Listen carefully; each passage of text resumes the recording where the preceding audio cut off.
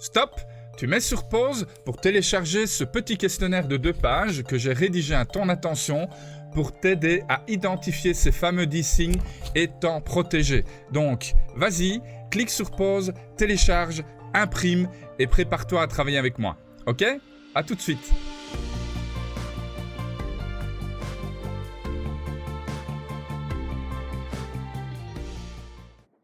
Bien, parfait. Maintenant que tu as ce petit formulaire en main, on va pouvoir travailler. Alors évidemment, je suis totalement ouvert à tes suggestions, tes interrogations, tes remarques. Donc pense à laisser un commentaire avant de partir. Fais-moi part du signe qui t'a le plus étonné ou celui ou ceux dont tu pensais souffrir mais auquel tu vas t'attaquer. Ok? Alors en parlant d'attaquer, eh bien on y va tout de suite. Premier point, tu n'as pas l'obsession de réussir. Ça peut sembler incroyable, mais ceux qui réussissent sont généralement très obsédés par ça. Il n'y a pas de facteur chance, il n'y a pas de « j'espère que ça va bien se passer ». Pour réussir, il faut vraiment le vouloir, y penser tout le temps et chercher surtout à comprendre comment font les autres pour réussir. 2. Tu développes plusieurs opportunités de vente directe ou de marketing relationnel. Et oui, c'est un des grands signes qui annonce ton futur échec dans notre profession. Pourquoi? Alors que cela peut sembler contre-intuitif, eh bien c'est simple. Il n'est déjà pas facile de réussir dans une opportunité, alors avec une multitude, ça devient encore plus improbable. Contrairement à ce que dit la croyance populaire, il ne faut pas placer tous ses œufs dans le même panier. Ici, il ne s'agit pas d'être dans plusieurs opportunités, mais de diversifier tes investissements lorsque tu reçois des commissions. Okay?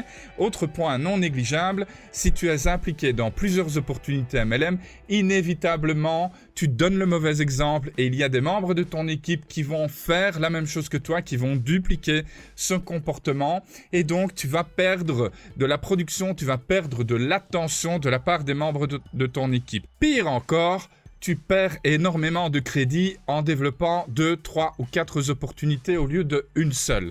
Si les opportunités que tu développes sont si géniales, pourquoi est-ce qu'il y en a plusieurs? Si ça fonctionne si bien pour toi, pourquoi est-ce que tu te disperses dans plusieurs opportunités? Tu vois, quand on y réfléchit bien, c'est un raisonnement qui ne tient pas la route. 3. Tu mises tout sur l'attitude. Et tu es là, pom-pom pédop, tu essayes de motiver les gens, tu te motives toi-même, et tu encourages, et tu tapes sur les épaules, et tu dis « Allez, vas-y, au suivant, c'est pas grave ». Grand problème.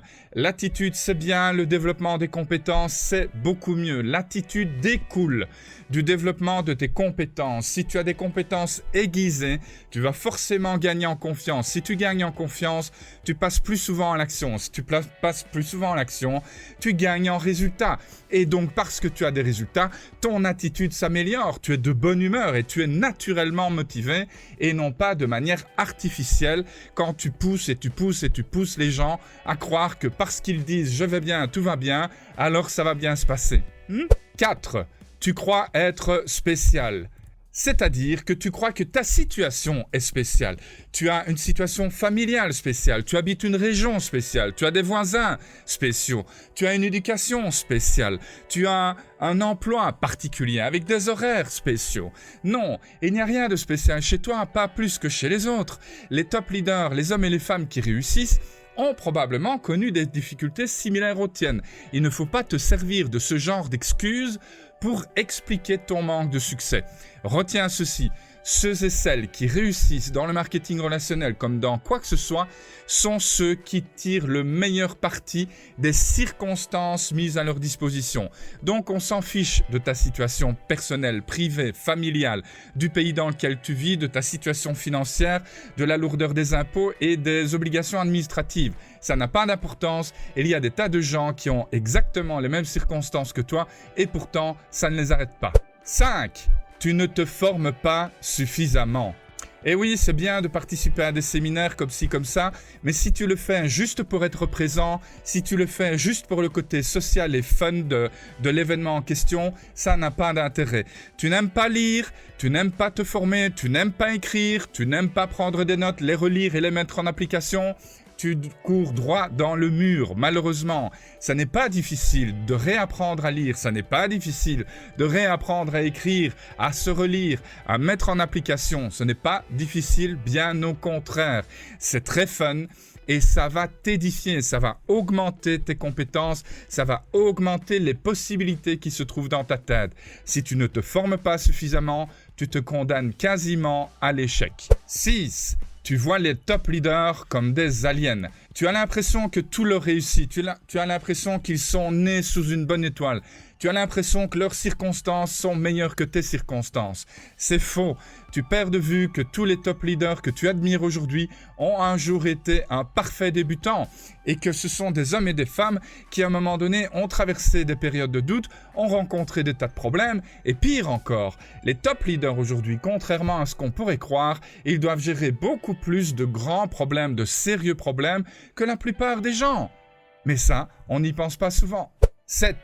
Tu focalises trop sur le recrutement. Oui, évidemment, former une grande équipe qui est pérenne, qui est productive, qui se développe en mode quasiment automatique, c'est le rêve de la plupart des distributeurs dans notre profession. Mais si tu concentres ton attention sur le recrutement au détriment de la vente, pire encore, si tu penses que la vente c'est pas pour toi et que c'est pour les autres, eh bien tu te condamnes à échouer. La raison est très simple. La vente, c'est ce qui génère le chiffre d'affaires. Et si tu es dans une opportunité de marketing relationnel légitime, 100% de tes commissions proviennent du développement du chiffre d'affaires et donc de l'acquisition et de l'entretien d'un portefeuille client. Change ton focus.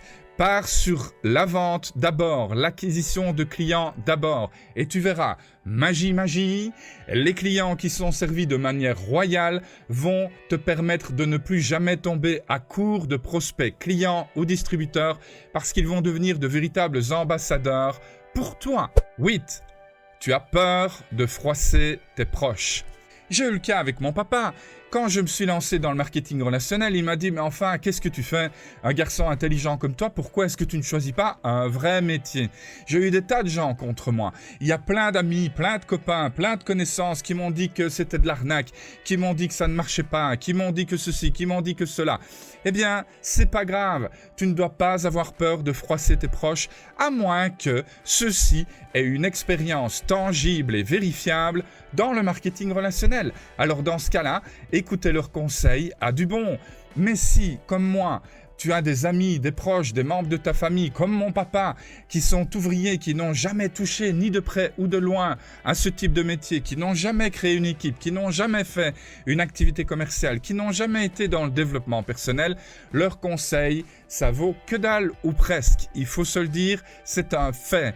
Et s'il y a des gens dans ton entourage qui te sucent ta motivation, qui te brisent ton élan, qui se comportent avec toi comme de véritables trous noirs, c'est-à-dire qu'ils te découragent et qu'ils te font peur, eh bien il faut t'en écarter purement et simplement. C'est dans ton intérêt, sinon tu risques l'abandon. 9. Tu ne sais pas pourquoi tu fais ça. Tu es là, tu te bats, tu te débats et tu as l'impression que c'est en pure perte. Tu te demandes ce que tu fabriques là. Tu ne sais plus pourquoi tu es là. La raison est simple, c'est que si tu es en train de te battre et que tu trouves ça pénible, c'est que ta vision n'est pas suffisamment précise. Laisse-moi t'expliquer. Si tu t'es lancé dans le marketing relationnel, c'est pour améliorer des choses dans ta vie. Malheureusement, la plupart des gens se lancent justement sur cette vision-là qui est beaucoup trop vague. Améliorer les choses dans ma vie, améliorer ma vie, avoir une vie plus douce. C'est bien, on comprend à peu près ce que ça signifie, mais ça n'est pas assez précis. Ce que tu dois faire, c'est t'asseoir et réfléchir. Qu'est-ce que tu as envie de faire à court, moyen et long terme avec tes revenus issus du marketing relationnel? Décris tes objectifs, décris tes projets de la manière la plus précise. Note exactement ce qui te fait bander, ce qui t'excite, ce qui te fait rêver. Et lorsque tu as des coups de mou, tu t'isoles, tu te mets au calme et tu relis ta liste à voix haute et c'est reparti mon kiki. 10. Tu ne sais pas prédire l'avenir. Et oui, aussi incroyable que cela puisse paraître, nous sommes tous des Madame Soleil. Et oui, et tout au long de ta journée, tu prédis l'avenir en permanence, depuis longtemps et encore pour longtemps. Lorsque tu pars de chez toi pour aller au boulot ou pour aller faire tes courses, tu prédis l'avenir. Tu sais exactement quel chemin tu vas emprunter, combien de temps ça va te prendre. Lorsque tu vas faire tes courses, généralement tu as fait une petite liste, tu as prédit l'avenir. Tu sais exactement avec quoi tu vas revenir, tu sais à peu près combien ça va te coûter. Lorsque tu fais un bon repas, là et que tu invites des amis, tu prédis l'avenir. Tu fixes rendez-vous samedi à 20h et tu sais qu'on va prendre l'apéro, tu sais que tu vas faire une entrée, tu sais quelle entrée. Et lorsque tu vas faire ton plat préféré, tu connais les ingrédients à l'avance, tu sais dans quel ordre tu vas les cuisiner, tu sais comment ça va se présenter dans l'assiette. Le marketing relationnel, c'est exactement la même chose. Tout ce qui vient d'être dit au préalable, c'est des compétences. Ce qui te permet de prédire l'avenir, c'est des compétences. Que ce soit en cuisine, conduire une voiture ou pratiquer un sport, tu as des compétences qui te permettent de faire ça. Dans le marketing relationnel, si tu développes tes compétences, tu te permets de prédire l'avenir avec beaucoup de précision, car c'est ce que tu penses, ce que tu dis et ce que tu fais qui provoque les résultats que tu reçois. Et alors maintenant, tu vas vraiment télécharger ceci parce qu'il y a, grâce au lien que tu trouveras en dessous de la vidéo, il y a un 11e signe qui annonce ton probable futur échec dans le marketing relationnel. J'espère que ça t'a plu. C'était Jean-Phi, ton coach en marketing relationnel préféré. Bye bye!